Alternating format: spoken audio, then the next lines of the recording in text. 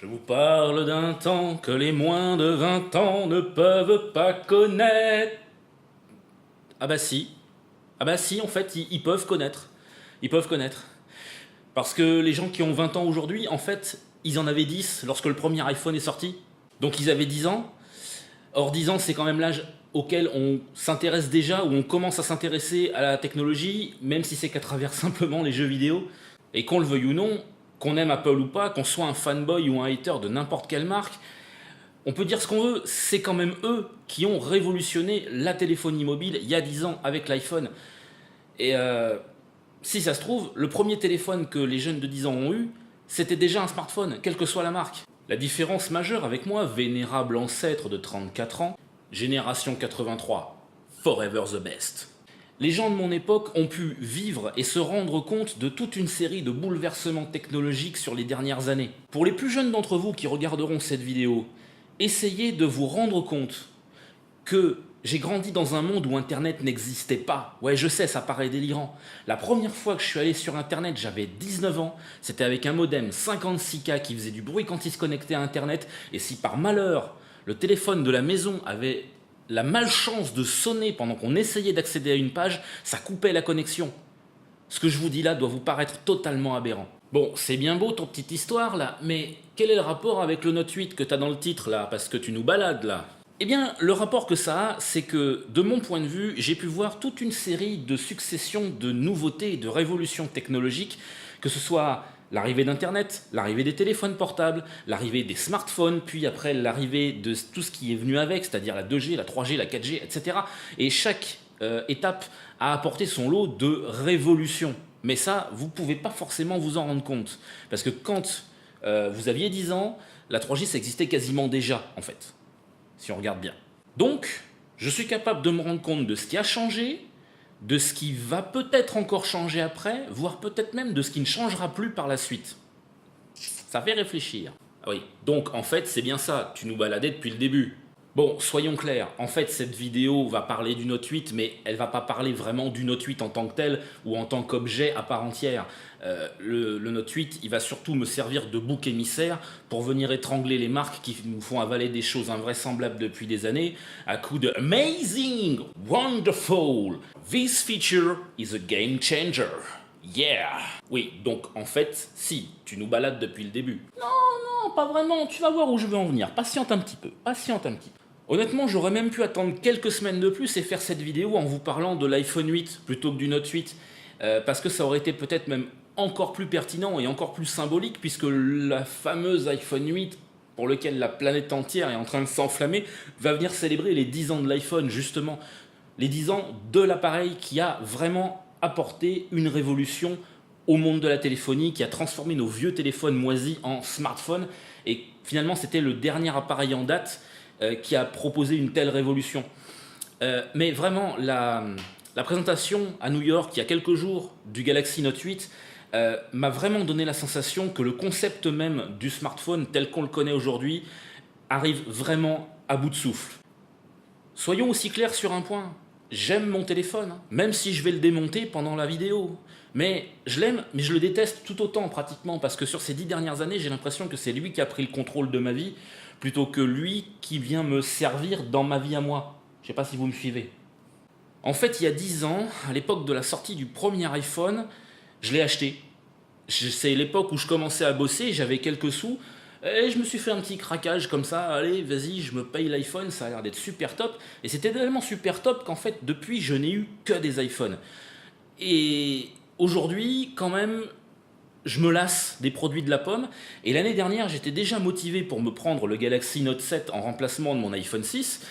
Mais malheureusement, on lui a connu le destin explosif qu'il a connu. Vous voyez, ça a fait boum. Non, tu la fais pas. Interdit. Non, pas de cette blague. Ta gueule.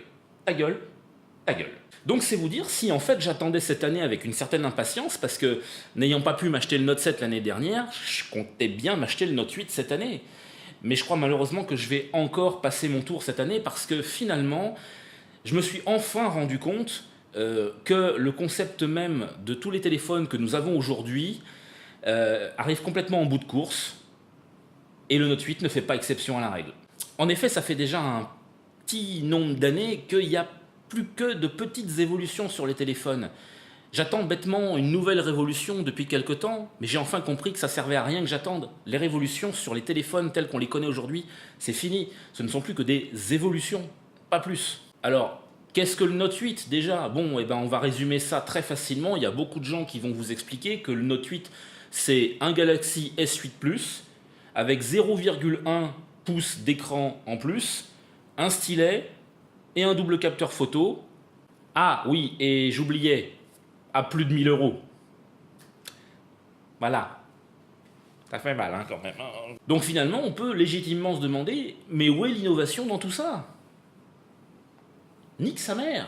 Parce que, si on résume ça en fait, le stylet existe depuis déjà le tout début de la gamme Note. Les écrans grands de grande taille sont désormais une norme sur la plupart des téléphones, alors que c'est ce qui faisait la spécificité du Galaxy Note à ses débuts.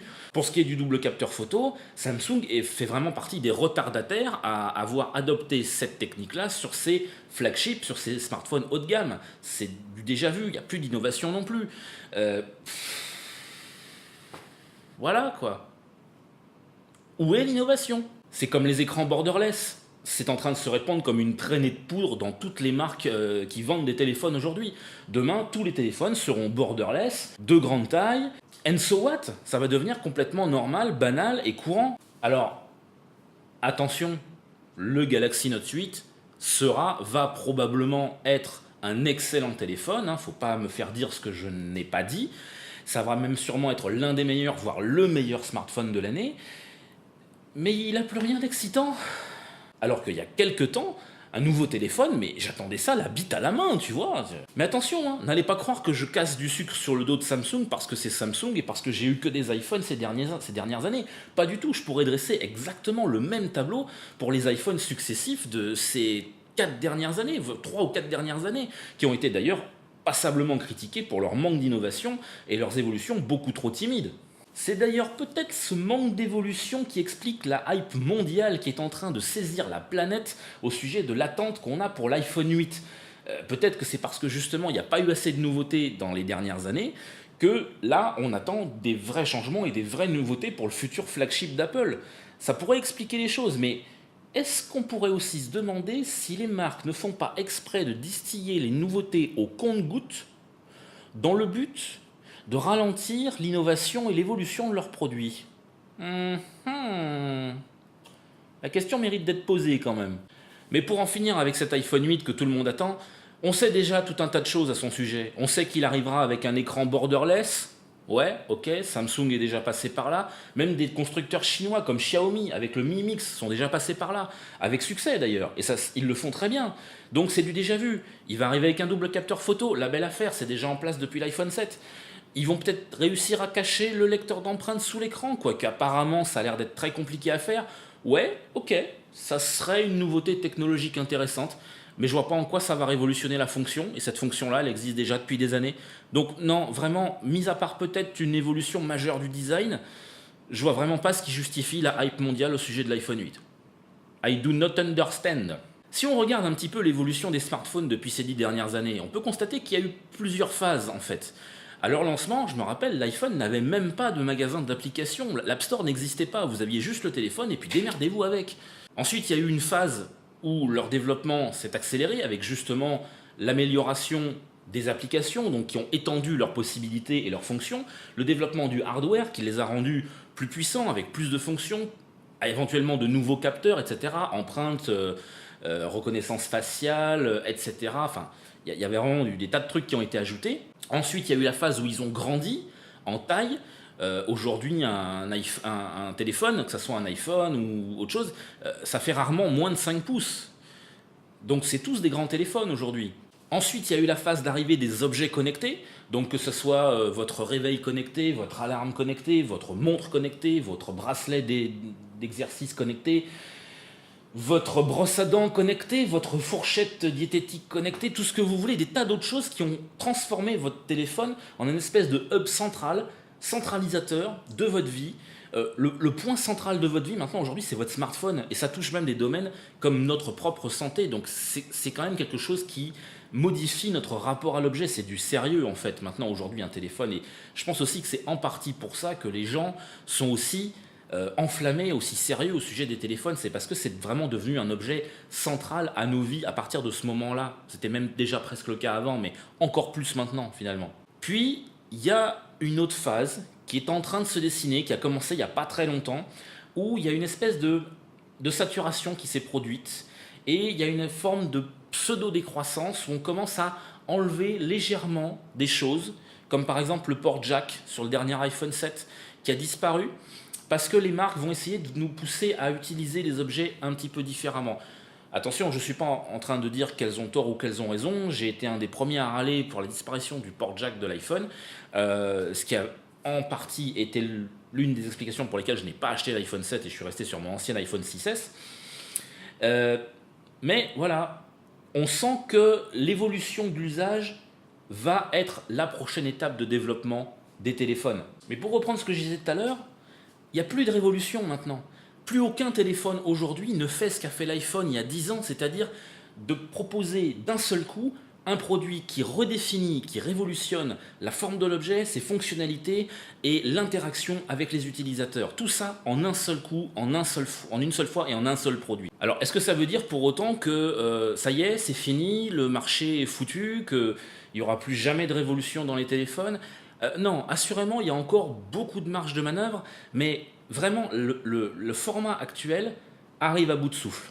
C'est vraiment un truc auquel je crois et les prochaines évolutions seront très différentes dans le futur. Bien sûr, on pourra toujours améliorer les produits existants.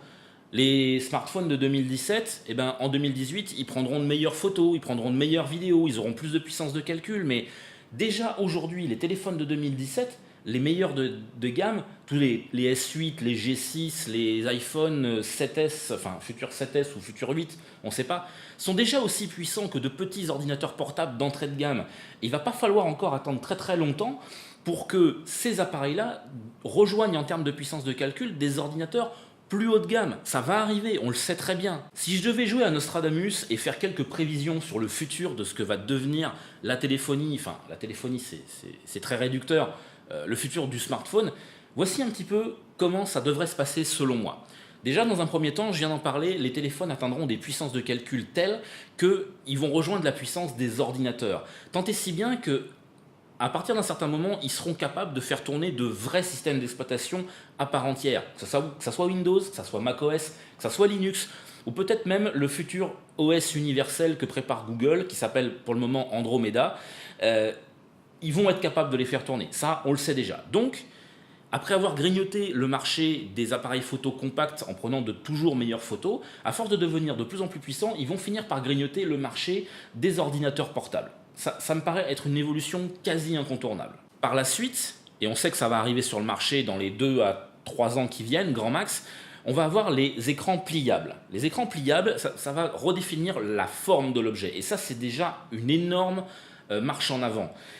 Parce que vous allez pouvoir transformer votre téléphone en un bracelet, en le repliant autour de vous. Et ça va induire un changement de rapport à l'objet, puisque vous allez commencer à pouvoir le porter, comme vous porteriez un bijou. Donc votre rapport à l'objet, votre rapport à votre smartphone, il va évoluer. Donc ça va forcément avoir des incidences sur l'usage qu'on en fait.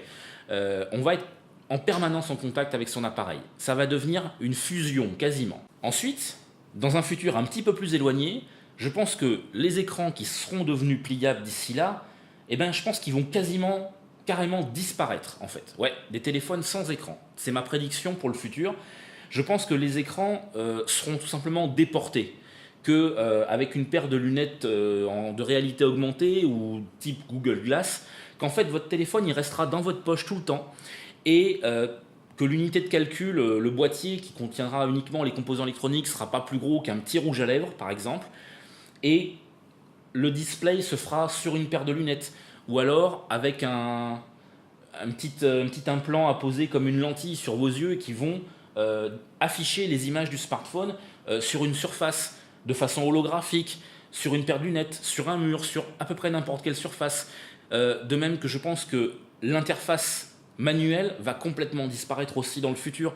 Les téléphones se dirigeront à la reconnaissance vocale, à la dictée vocale, ils se dirigeront avec un tracking oculaire, ils se déverrouilleront avec une empreinte biométrique encore beaucoup plus évoluée que maintenant. Et finalement, même pour taper des messages, on fera plus ça sur nos écrans. Ça, c'est un geste qui va disparaître dans le futur. J'en suis quasiment convaincu. Bon, bien sûr, tout ceci n'est que pure spéculation. Évidemment, je divague et j'ai aucune preuve de ce que je dis. Aucune, absolument aucune. Mais je voulais juste vous montrer qu'avec un tout petit peu d'imagination, on peut envisager ce que serait une future révolution des smartphones. Le jour où votre smartphone, vous le toucherez plus, vous n'aurez plus besoin de le recharger, vous n'aurez plus les yeux sur son écran et que tout se fera de façon complètement transparente entre vous et votre téléphone, là on pourra dire que l'usage aura été révolutionné par rapport à ce qu'on a aujourd'hui en 2017 et qui finalement n'a pas évolué depuis les 10 dernières années. Donc voilà, j'espère que vous aurez compris pourquoi j'en arrive à la conclusion que le concept même de smartphone tel que nous le connaissons aujourd'hui est arrivé complètement à bout de souffle. La révolution n'existe plus dans l'état actuel des choses, attention, ça ne veut pas dire qu'il n'y en aura pas dans le futur, mais ça va impliquer des gros changements. Mais aujourd'hui, ce ne sont plus que des simples évolutions. L'iPhone 8 qui va arriver au mois de septembre ne va absolument rien révolutionner du tout. Ça sera juste un téléphone amélioré par rapport au précédent. Et dans les quelques années qui viennent encore, ce sera toujours la même chose. Ce ne sera que des évolutions. Il faudra encore attendre, je pense, environ 5 ans pour avoir un gros changement sur ce marché-là, de grosses nouveautés, des gros produits qui vont redéfinir ce que doit être un smartphone. Et c'est ça le plus important, redéfinir à la fois la forme, la fonction, l'interaction avec l'utilisateur, tout ça d'un seul coup. Ce téléphone-là n'existe pas encore, il faudra attendre quelques années et j'ai impatience. J'ai l'impatience qui me gagne. Donc, chers viewers, dans quelques jours, quand vous allez regarder la keynote d'Apple, ne vous laissez pas abuser par Tim Cook qui montera sur scène, qui va vous regarder droit dans les yeux et qui ne se privera pas de prononcer cette phrase devenue malheureusement trop célèbre et que Steve Jobs avait prononcée avant lui. This is a revolution. This is not a revolution. A ciao, la semaine prochaine dans un nouvel épisode de La Tête à Toto.